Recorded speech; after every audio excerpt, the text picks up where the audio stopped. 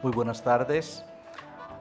Vamos a continuar con nuestro trabajo ya con la 9ª sesión y llegando casi al final de nuestro evento, simposio sobre la libertad religiosa. Y ahora vamos a trabajar el tema, la perspectiva académica, la educación desde lo jurídico como plataforma para proteger la libertad religiosa o de creencia. No podía quedarse la academia como parte de este evento, como formadora para la vivencia, la práctica de la libertad religiosa. Invitamos a pasar a los siguientes panelistas: doctor Francisco García Rodríguez, catedrático de Humanidades de la Universidad de Puerto Rico; doctor Jelín Collot, decano de la Facultad de Derecho de la Universidad Estatal de Haití; e igualmente a la doctora Ana María Celis Brunet, directora del Centro de Derecho y Religión de la Facultad de Derecho de la Pontificia Universidad Católica de Chile y presidenta del Consorcio Internacional de Estudios de Derecho y Religión.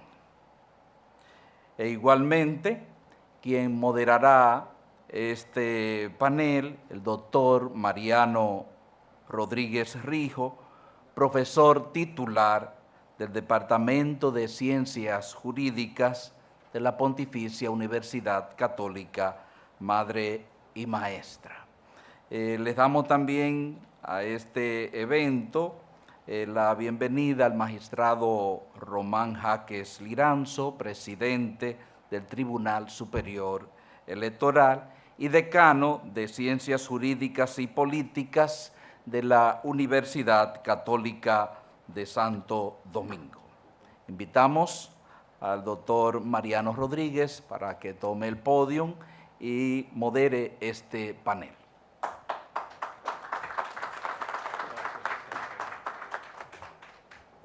Muy buenas tardes.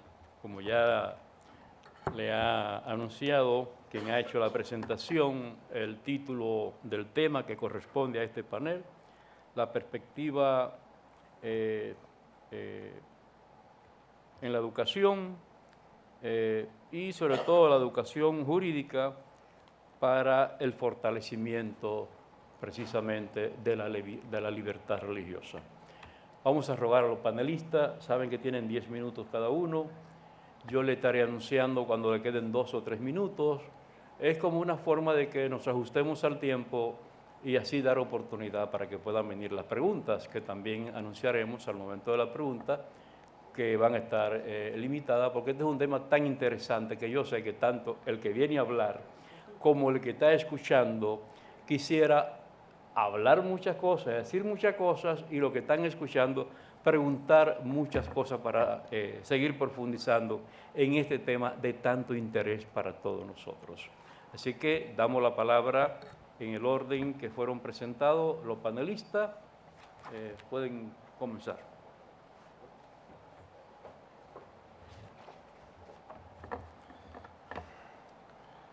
Muy buenas tardes. Voy a estar examinando para ustedes una serie de temas que tienen su fundamento en lo que fue mi investigación doctoral para conseguir mi grado, ¿verdad?, en la universidad. Es un tema que se arraiga sobre algo poco usual, que es la investigación administrativa de todos los sectores, de todos los sistemas de un sistema penitenciario, ¿no? El de la Real Cárcel de San Juan en el entresiglos, última etapa del siglo XIX y principios del XX, con énfasis en lo que fue la libertad religiosa dentro del penal, fundamentada, ¿verdad?, en la ley y fundamentada en un sistema de instrucción, de educación religiosa. Esto en el periodo de 1888 a 1910. Comienzo. En el derecho penal español de los siglos XVI al XIX se estableció la obligación de impartir la misa católica y pláticas sobre valores ético-morales religiosos para promover la rehabilitación del confinado en las cárceles del Estado. Desde esa perspectiva, el Reglamento General para las Cárceles de la Isla de Puerto Rico de 1866, que rigió la administración de la cárcel de San Juan, no institucionalizaba la rehabilitación laboral vocacional del recluso, pero sí programaba la de tipo religioso, como obligación del Estado y como única rehabilitación factible para los confinados.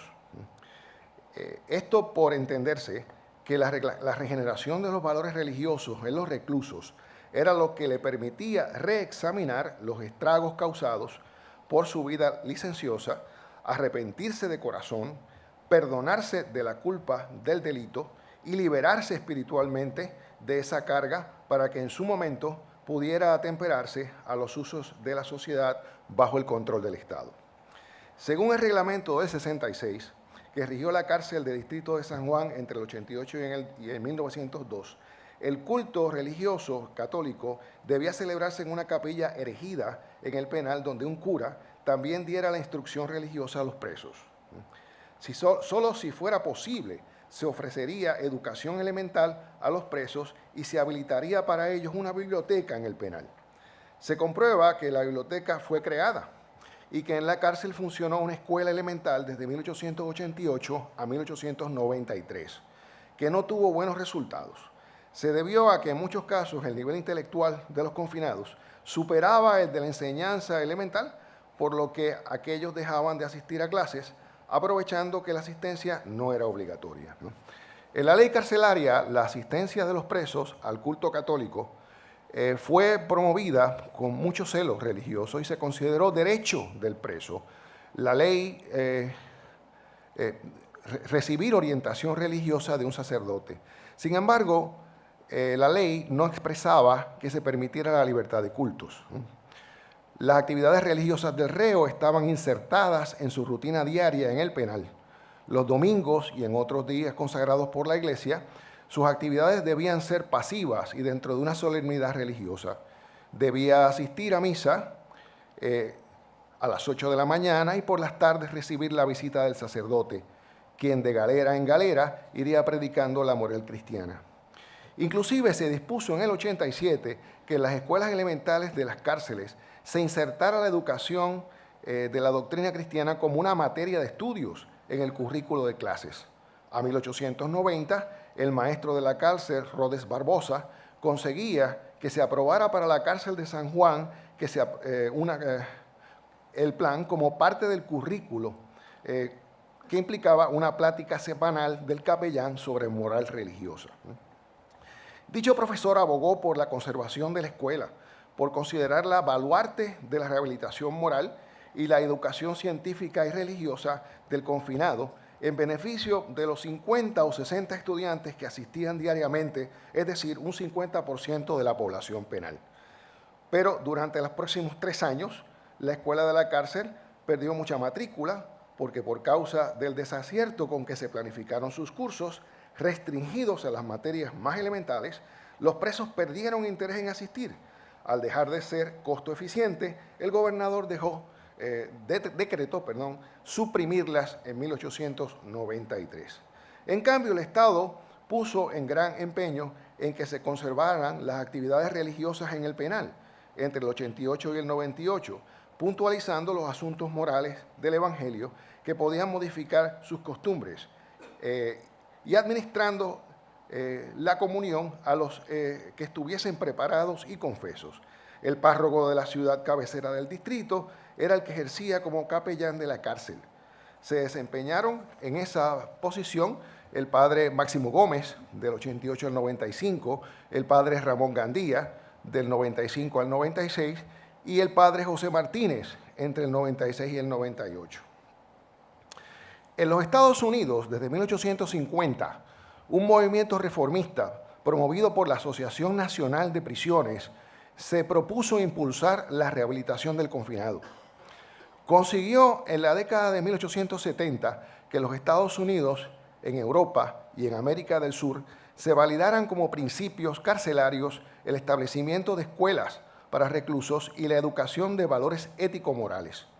Se adoptaron en las reglas y regulaciones para la administración de las cárceles de distrito de Puerto Rico de 1902, que rigieron la cárcel de San Juan bajo el régimen estadounidense e incluyeron la moralización religiosa del confinado.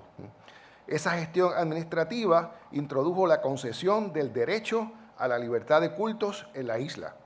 Modificó el derecho a recibir orientación religiosa en los penales, al disponer que sus presos pudieran recibir prédicas de moral religiosa de sacerdotes católicos, de ministros protestantes y hasta de espiritistas, a las horas y en los lugares acordados con la institución.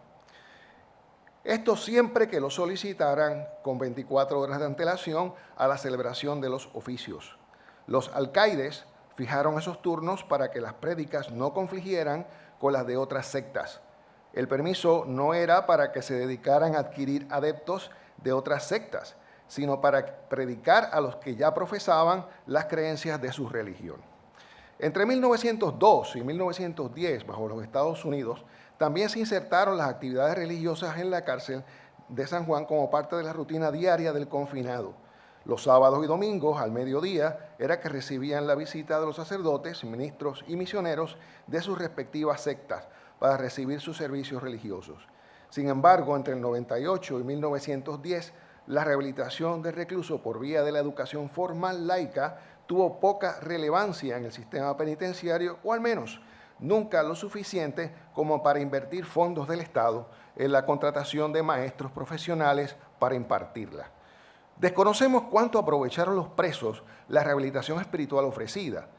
En 1894, el padre Dávila se quejaba de que pocos confinados confesaban y comulgaban alguna vez, pero reconocía que casi siempre mostraban fervor religioso, sobre todo en la época pascual. Las expresiones de Dávila tienen un significado más amplio. Proyectan las razones de la administración para nunca eliminar los servicios religiosos del párroco. No se podían suprimir por razones de estrechez económica o porque los reclusos fueran apáticos y demostraran haber perdido la fe.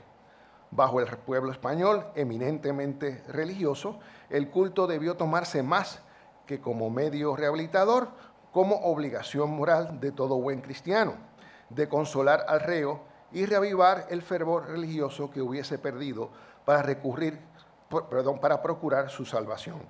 Mientras estaba en prisión, se necesitaba una gran fortaleza espiritual para afrontar los rigores del encierro.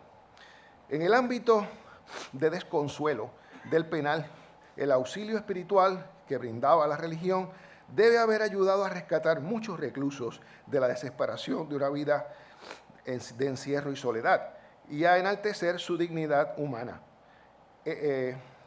Esta se validaba por vía de la libertad espiritual que da la religión, a su vez fundamento para generar respeto y colaboración entre los reclusos, de manera que pudiese promoverse una sana convivencia y ordenamiento en el penal. Muchas gracias.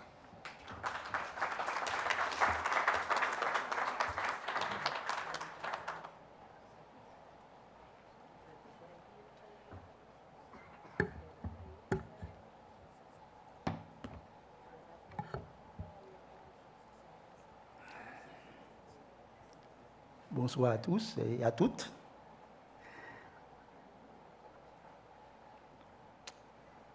Permettez-moi de prendre juste une minute pour féliciter les organisateurs de ce premier congrès caribéen sur la liberté religieuse. Permettez-moi également de les remercier de m'avoir invité à participer à ce grand événement. Je suis à une position privilégiée en termes d'intervention pour cet après-midi parce que je suis soulagé de plusieurs aspects du développement de mon sujet en raison des précédentes interventions des autres panélistes et plus particulièrement en raison de l'intervention de ma jeune et brillante collègue Neila Décembre, qui a bien parlé d'Haïti, et je crois que je n'ai pas besoin de revenir sur des questions de détail. Alors, le sujet qui m'a été proposé me semble être un peu transversal, c'est le droit ou l'éducation au droit comme plateforme de protection de la liberté religieuse et de croyance. Alors, le droit et l'éducation constituent deux disciplines transversales à dominante normative et formative d'un côté comme de l'autre. Car on répète assez souvent, avec raison, que le droit ou la loi forment les mœurs. Aussi, leur association comme deux frères siamois nous paraît à la fois évidente et pertinente. Déjà, dans une démarche épistémologique, apparaissent très tôt les relations entre l'éducation et le droit. Puis elles se réaffirment traditionnellement dans un cours d'introduction au droit qui met l'accent sur l'élément ou les éléments d'inspiration des règles juridiques. Depuis le siècle dernier, les rapports entre le droit et l'éducation s'intensifient dans une trilogie de concentration académique ou thématique, droit, religion, société. Pour presque dire droit, éducation, développement sociétal. Mais quelle éducation?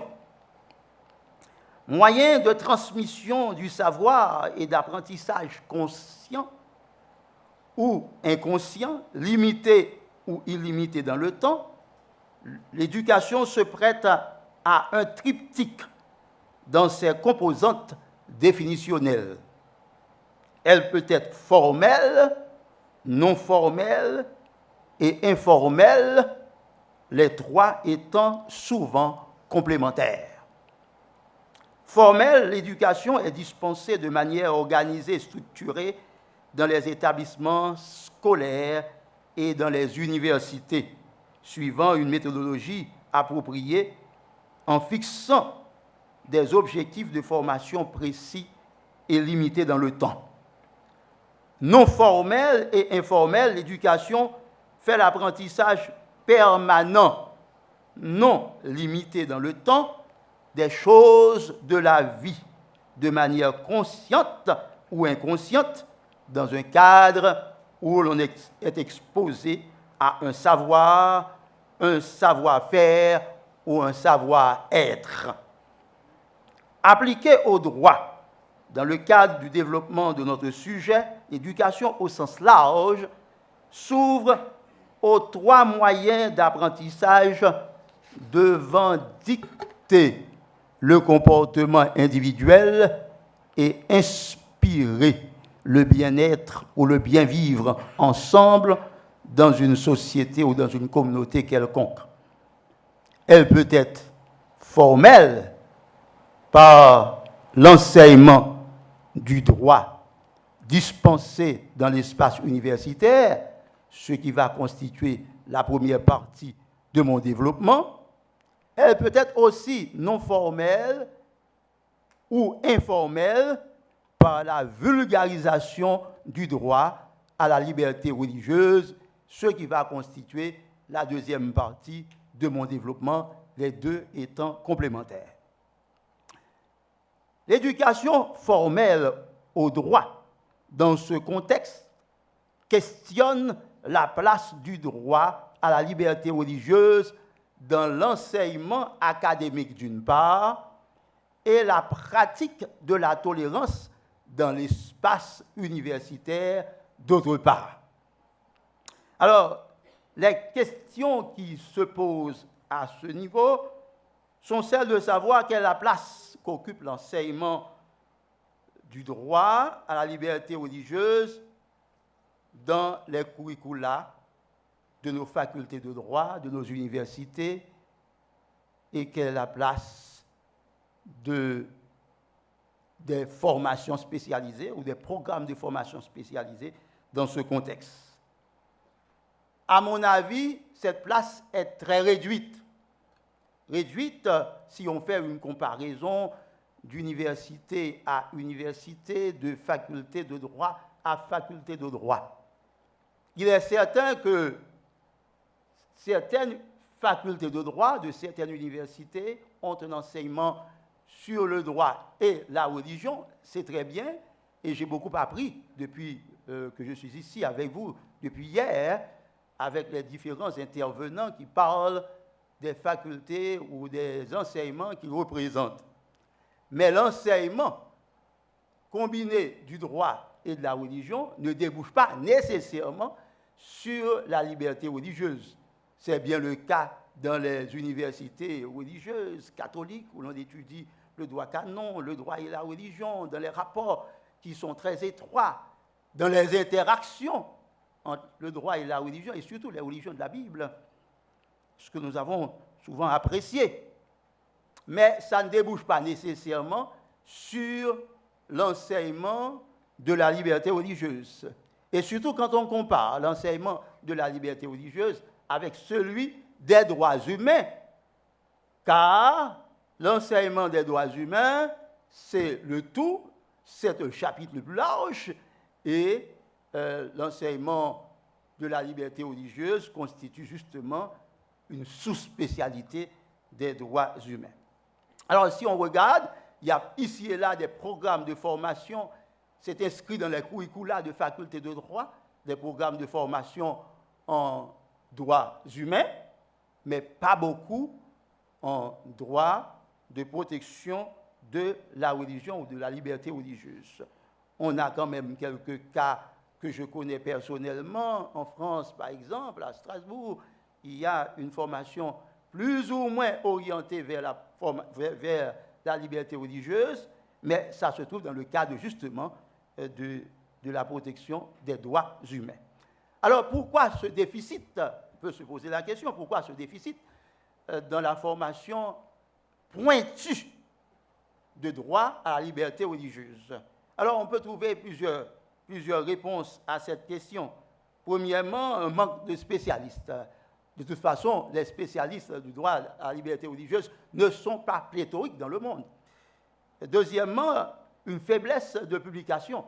Il n'y a pas beaucoup de publications en droit de liberté religieuse, si ce n'est plus ou moins quelques aspects que l'on retrouve dans les ouvrages qui sont publiés sous le patronage de Francis Mesmer, par exemple, en France. Donc, il n'y a pas beaucoup d'ouvrages sur le droit de la protection de la liberté religieuse. Ensuite, on dirait que c'est une sous-spécialité des droits humains, comme le droit à la vie, le droit à l'éducation, le droit à la santé. Et donc, toutes ces matières précises ne sont pas enseignées en droit humain. Et donc, pourquoi rentrer dans les détails du droit de la protection de la liberté religieuse? Et puis, en fin de compte, on dirait l'apparente montée en puissance de la sécularisation du monde occidental. Mais là encore, cette raison ne tient pas si l'on considère les statistiques dans le monde entier, un peu partout. Les croyants représentent dans le monde à peu près 85% de la population mondiale. Le chiffre, quand même, m'a un peu choqué. Je pense que le chiffre va vous choquer quand même, mais 85% de la population mondiale, ça me dit beaucoup de choses. Il est vrai que le droit à la liberté religieuse ne concerne pas uniquement les croyants, il concerne également les non-croyants, les mécréants, les indifférents à la religion, bien sûr. Mais, d'une manière générale, ceux qui sont intéressés à la liberté religieuse et de conscience, c'est plutôt les croyants. Il y a nécessité donc d'enseigner le droit de la protection de la religion, de la liberté religieuse, pour diverses autres raisons. D'abord, la diversité des religions dans le monde, le pluralisme religieux. Alors, si on considère le pluralisme religieux en regardant à la loupe la multiplicité, la diversité des religions qui existent dans le monde, je vous assure que ceci peut vraiment vous effrayer. Alors, vous avez, pour le christianisme, les 5 principales religions dominantes, vous avez le christianisme qui représente à peu près 25% des croyants, l'islam vient tout de suite à 20%, l'hindouisme vient ensuite à 14%, et le bouddhisme à 6%. Et puis le reste à environ 9%. La deuxième raison, c'est le développement des instruments juridiques internationaux. Alors là, nous n'allons pas y revenir parce qu'on a beaucoup parlé des conventions, de conventions internationales. Alors, les conventions forment pratiquement 2 groupes, 2 catégories, 2 systèmes, si on peut dire, un système international et des systèmes régionaux. Je ne vais pas rentrer dans les systèmes régionaux, il me semble qu'on me fait déjà signe de terminer, mais de toute façon, accordez-moi le temps d'aborder ce reste. Et la deuxième partie se reste impartiellement. Puis il y a, en contraste à ces instruments juridiques internationaux, des violations systématiques du droit à la liberté religieuse un peu partout dans le monde. Les rapports qui ont été dressés sont véritablement très alarmants. Alors, quelle est donc la pratique de la liberté religieuse dans l'espace universitaire qui est réputé un espace par excellence de tolérance, de débat contradictoire? Bien, les expériences varient d'un pays à l'autre et suivant qu'il s'agit de rapports entre l'administration et les apprenants, entre les professeurs, les enseignants et les apprenants, et finalement de rapports entre apprenants et apprenants. Dans les rapports apprenants et apprenants, pas à ma connaissance qu'il y ait des actes d'intolérance religieuse. Dans les rapports apprenants et enseignants, pas non plus. Cependant, il y a souvent des malaises. Vous imaginez le cas d'un musulman qui a des examens pendant la période de Ramadan. On imagine le cas d'une étudiante qui ne peut pas porter le voile islamique. On peut s'imaginer le cas des juifs ou une partie de la chrétienté qui ont quand même des jours d'adoration et qui ne voudraient pas être dérangés dans leurs pratiques religieuses. En Haïti, les rapports administration-apprenants font souvent appel à la laïcité de l'État. Je ne rentre pas dans les détails de cette laïcité. Alors, deuxième partie, rapidement.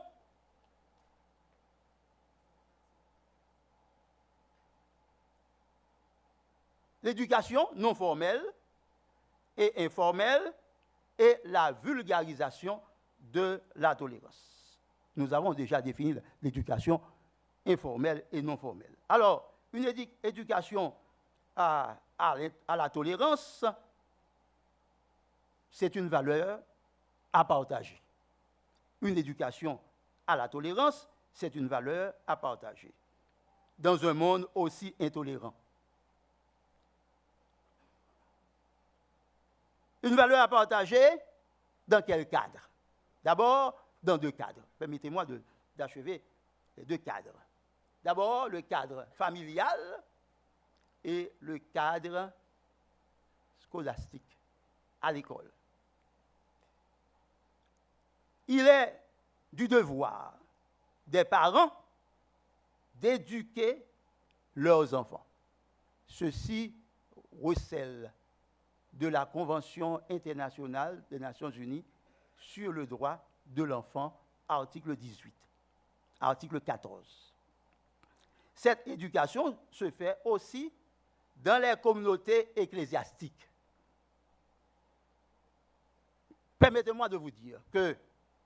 les livres sacrés, tels la Bible et le Coran, contiennent des provisions pour la liberté religieuse. C'est parfois un peu curieux. Et alors, l'ignorance de ces provisions bibliques a causé les guerres de religion en Europe occidentale, de même que l'ignorance des provisions coraniques a créé des intégristes musulmans. Alors, dans le cadre scolaire, la Convention internationale sur le droit de l'enfant, en son article 14, impose aux États parties, je termine rapidement, l'obligation de respecter le droit de l'enfant à la liberté de pensée, de conscience et de religion. Ce droit est souvent très violé dans certains établissements scolaires où malheureusement les enfants sont soumis à une éducation religieuse bien spécifique, propre à ces établissements scolaires. Je m'arrête à ceci pour vous lire rapidement la conclusion. En conclusion, l'enseignement, la recherche et les services à la communauté, suivant une certaine pertinence sociale, constituent les trois principales missions de l'université. Dans l'exercice de ces trois missions, nos facultés de droit en particulier trouvent cette pertinence dans l'enseignement en vue de la promotion de la liberté religieuse en raison de la croissance des croyants et du pluralisme religieux dans le monde. Il est vivement recommandé que nos universités, avec ou sans financement externe, envisagent de créer des programmes de formation en droit relativement à la liberté religieuse, tout en s'engageant dans la recherche en cette matière en raison de la violation des droits dans ce domaine.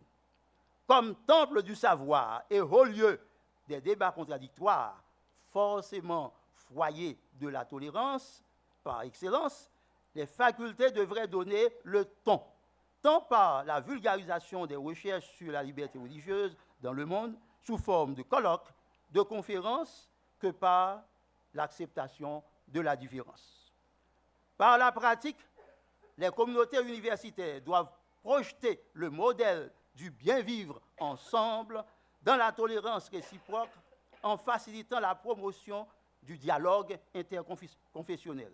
Car, après tout, n'est-il pas affirmé par le philosophe Alain qu'on n'enseigne pas ce qu'on aime, on n'enseigne pas ce qu'on veut, on n'enseigne pas ce qu'on sait, on enseigne ce qu'on est. Concluons enfin avec la pensée de Richard Moore en ces termes. La croyance religieuse est un bon guide autour duquel organiser sa vie, mais un terrible instrument autour duquel organiser la vie d'autrui. Je vous remercie.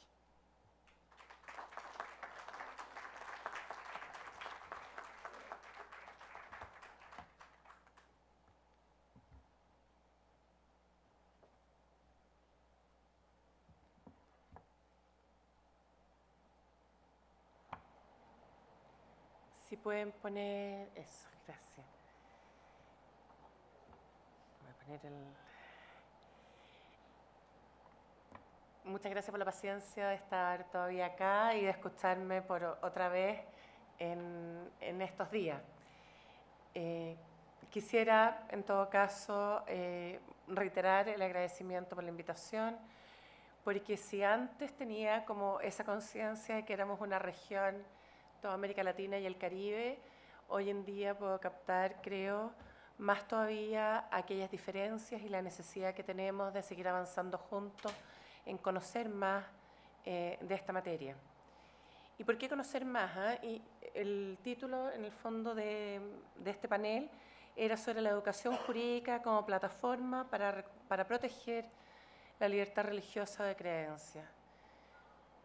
sería difícil que una persona que se dedica a la academia les diga no es necesaria la educación jurídica en este sentido, pero quisiera tratar de fundamentar un poco más eso y sobre todo en un contexto en el que por lo menos en nuestro país el horizonte de los derechos humanos cada vez es más propio de toda la ciudadanía y por lo mismo muchas veces se tiende a olvidar lo jurídico y pasa a ser el contenido de los derechos humanos, pasan a ser ya como completados con otra serie de asuntos como más emocionales o más de urgencia social y no tanto lo jurídico. Por eso el valor, en el fondo, en un panel, poder dedicarnos un rato a hablar sobre qué tendría que ser esta educación jurídica como para proteger la libertad religiosa de creencia. Por otro lado, también creo que es necesario partir diciendo, y lo voy a reiterar probablemente muchas veces, que esto es un tema nuevo para nosotros. Mientras en Europa el derecho eclesiástico del Estado tiene larga tradición y se enseña incluso en universidades estatales, como en España o en Alemania o en Italia, en Latinoamérica en el fondo no existía. En Estados Unidos se ha ido desarrollando como esto de los estudios del derecho y la religión, pero nosotros tenemos también el desafío de llenar de contenido cuáles son estos estudios. Y son estudios que son necesarios en la medida en que crece el pluralismo en toda la región. Ustedes tienen mucha más experiencia de pluralismo que quienes estamos en Sudamérica, en que recién se está viendo como la llegada de distintas creencias a nuestras regiones y estamos enfrentando cosas que para ustedes probablemente lo viven mucho más naturalmente. De ahí que la riqueza del pluralismo para ustedes sea mucho más natural y para nosotros requiere un aprendizaje y se hace tan necesaria la educación en ese sentido. Acá quisiera como ir por partes para desenredar este nudo. Lo primero entonces es que pueda entenderse como educación jurídica. Lo segundo, cuál es el valor de una plataforma como masa crítica que asegure el ejercicio de un derecho, o sea, por qué es importante que más o menos todos compartamos ciertos principios básicos o cierto interés específico en esta materia. Cuando estoy diciendo todos, estoy pensando en creyentes y no creyentes, en quienes tenemos alguna valoración de la libertad religiosa como un derecho humano fundamental que emana de la dignidad de la persona. Y lo tercero es la pregunta sobre si necesita realmente protección la libertad religiosa o de creencia. Y entonces partimos por tratar de equilibrar el asunto. Y no es porque sea tan chistoso, digamos, no encontré otro que equilibrara mejor las cosas, pero el equilibrio, ¿en qué va ahora? Reconozco también que me pareció acertada la imagen, aunque fuera chistosa, porque hay que tener una actitud de desafío, de humor en esto, porque hay bastantes frustraciones en tratar de instalar un tema en una sociedad que en el fondo requiere un tiempo para acomodarse. Entonces, ¿de qué estamos hablando cuando estamos hablando de educación jurídica? De distintos equilibrios que presentan también aprehensiones para distintas personas. Lo primero es en relación a la propia religión o a la no religión que se detenta. Y acá recuerdo siempre una frase que ignoro el autor, pero que decía: quien conoce solo una religión no conoce ninguna.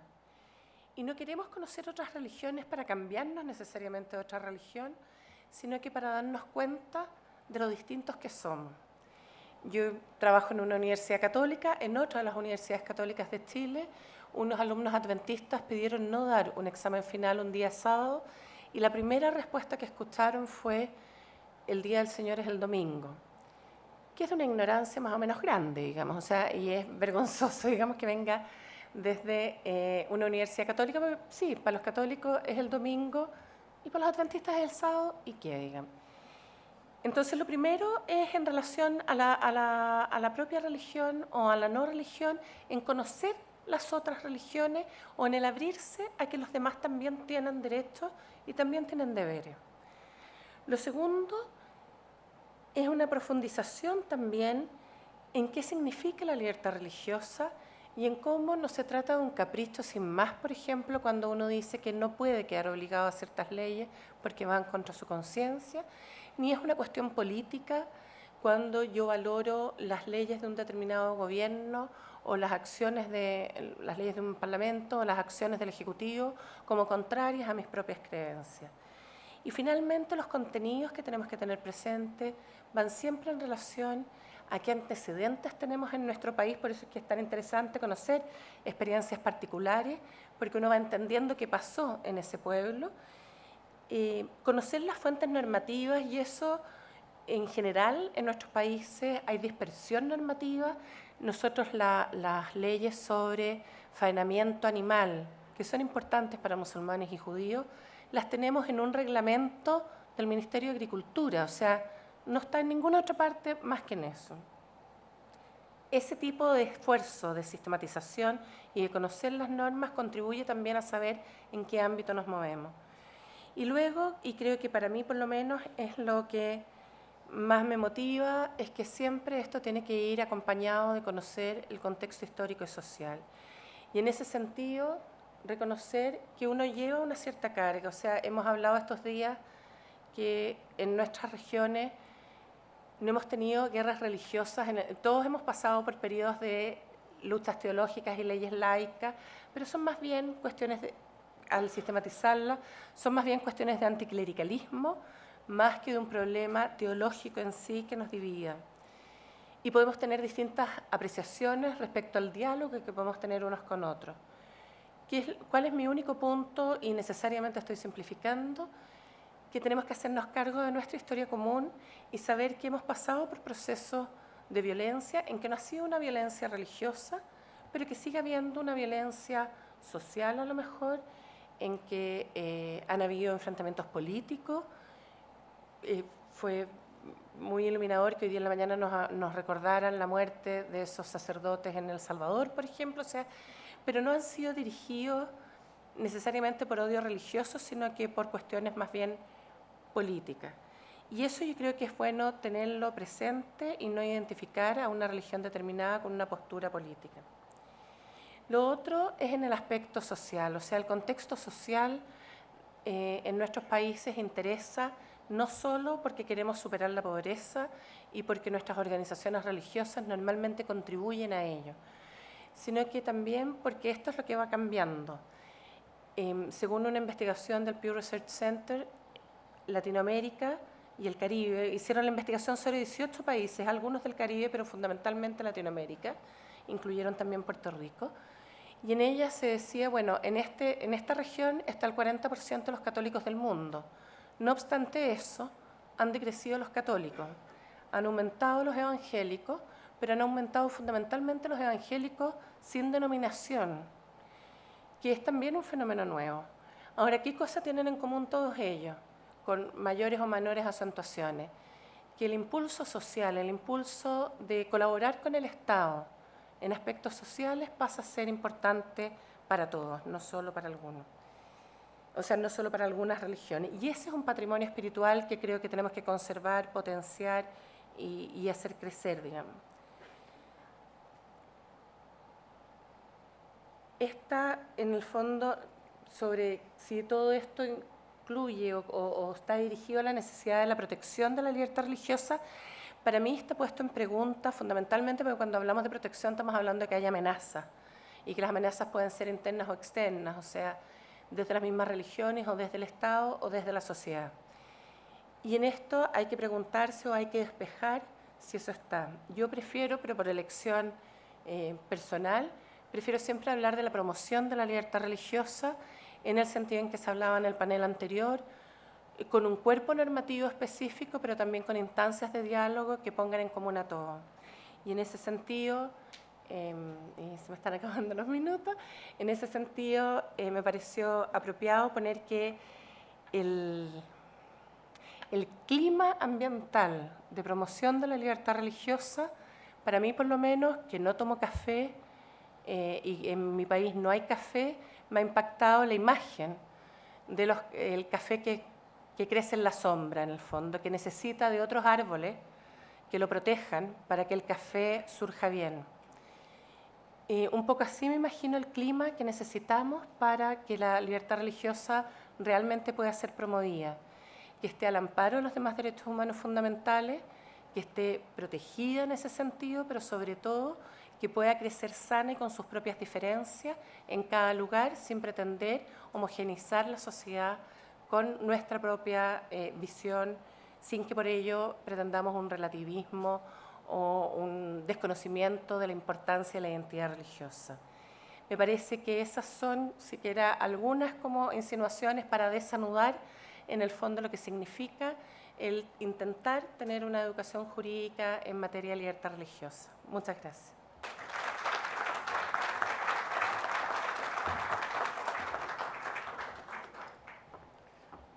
Agradecemos a los panelistas haberse ajustado al tiempo que tenían para su presentación. Ahora vamos a tener una oportunidad para formular, diríamos, 2 preguntas, que entonces los panelistas se las van a distribuir según el área que sea para darles respuesta. Así que, ¿quiénes se animan a formular preguntas?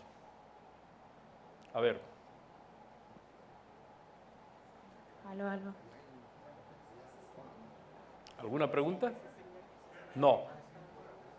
Entonces, si no hay pregunta... perdón.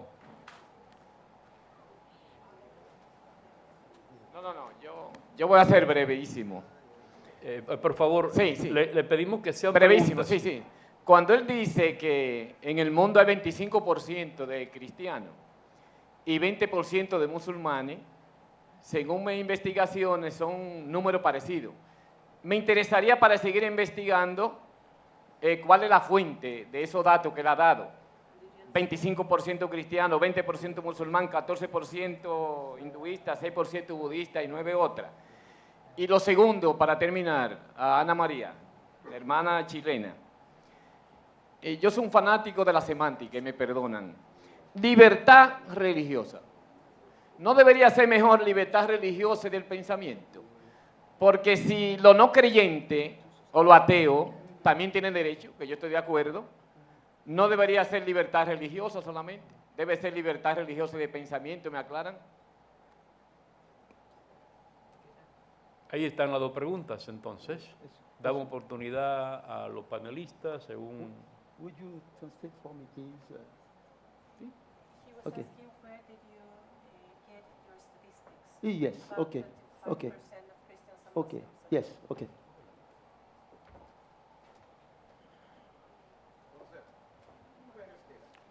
Okay. I got it from the review Science et Vie. Science et Vie. C'est une revue qui est publiée en France et qui a une très grande notoriété en la matière.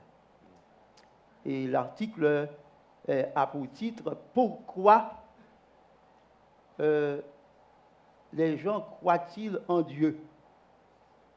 Et dans cet article, on fait un développement très sérieux pour donner l'une des causes principales de la croyance en Dieu, c'est la découverte d'une molécule dans l'homme qui s'appelle la sérotonine, qui est responsable pratiquement de la foi. En sorte que, en tout homme, qu'il soit athée ou pas, il y a quand même un certain sentiment de religiosité. Donc, c'est tiré de revue Science et Vie. Et pourquoi les gens croient-ils en Dieu?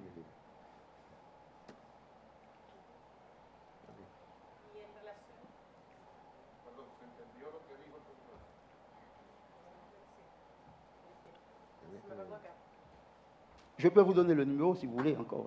Si vous voulez. Si vous voulez, je peux vous donner la référence précise. Oui, je peux vous donner le numéro, tout ça. Sí, en relación a libertad religiosa no, yo asumo que normalmente abreviamos. El derecho fundamental reconocido en los instrumentos internacionales habla de libertad de conciencia, de religión o de creencias, traducido en el español, o en el castellano si queremos ser más precisos. Y en inglés, freedom of conscience, religion or belief. En las otras creencias, o sea, en el religión o creencia, en el fondo ahí se incluyen y por eso está la observación general número 22 del Pacto Internacional de Derechos Civiles y Políticos, que se refiere a que incluye a todas las creencias, teístas, no teístas, todo tipo, digamos, por una síntesis, y pido excusas, por síntesis normalmente nos referimos a libertad religiosa comprendiendo todo, en español al menos.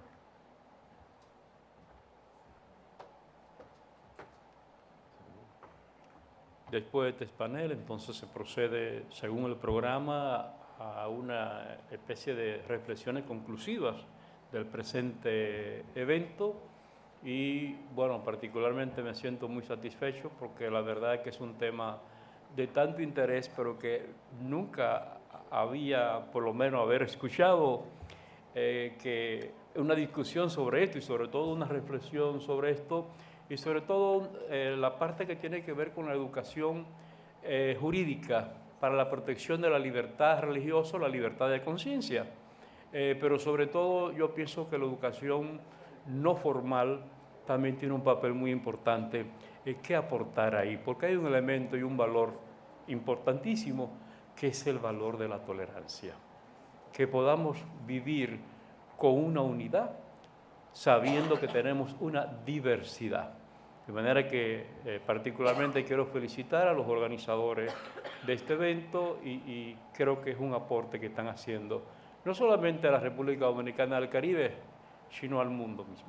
Muchas gracias.